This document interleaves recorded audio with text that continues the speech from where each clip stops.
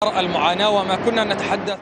light of the ongoing suffering of the Palestinians here in Beit Hanoun, and with the extreme difficulty in removing the rubble and debris from the streets, the bulldozers of the Egyptian Qatari Committee are working to clear the streets here to alleviate the suffering of the people in these areas. However, a drone belonging to the Israeli army threw a bomb at this bulldozer, which resulted in the injury of the driver and 6 other people who were present in the street. The 7 wounded people were taken to the Indonesian hospital, and 3 of them are critically injured. The bulldozers were in a safe, densely populated area in the center of Beit Hanoun. The Israeli forces are away from the safe area, but they just wanted to stop this bulldozer from removing the rubble and opening the streets. The Israeli forces want the suffering of the Palestinians here to continue. The use of the Israeli drone against the bulldozer is a clear violation of the ceasefire agreement, as the bulldozers, with the Egyptian and Qatari flags on board, belong to the Egyptian Qatari Committee. This particular bulldozer is now out of service, and the other bulldozers have withdrawn from the area. Everyone here in this area sees themselves as living under the threats of Israeli forces, despite being in the safe area in the center of Beit Hanoun. In the occupied West Bank, the Israeli military campaign against Palestinians is ongoing.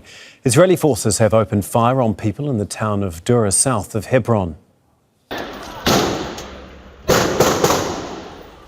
Footage taken by a witness and published on social media shows several heavily armed Israeli soldiers running and walking in the street. The sound of gunshots can be heard. It's unknown whether there were any casualties. Well, Nour Odeh is in Amman. She explains what else Israeli forces targeted in those raids. The Israeli onslaught against the northern occupied West Bank continues. In Jenin, Israeli occupation soldiers threw tear gas canisters at the yard in the entrance of the government hospitals. No injuries were reported by live fire, but residents in Jenin have recorded incidents where Israeli occupation soldiers set some homes on fire, following a pattern of behavior that is now being reported in the northern occupied West Bank, where Israel continues to carry the largest and most destructive and longest military onslaught in the territory since the occupation began in 1967. Meanwhile, elsewhere, Israeli soldiers have been razing agricultural land near Nablus, and there have been several arrests across the territory.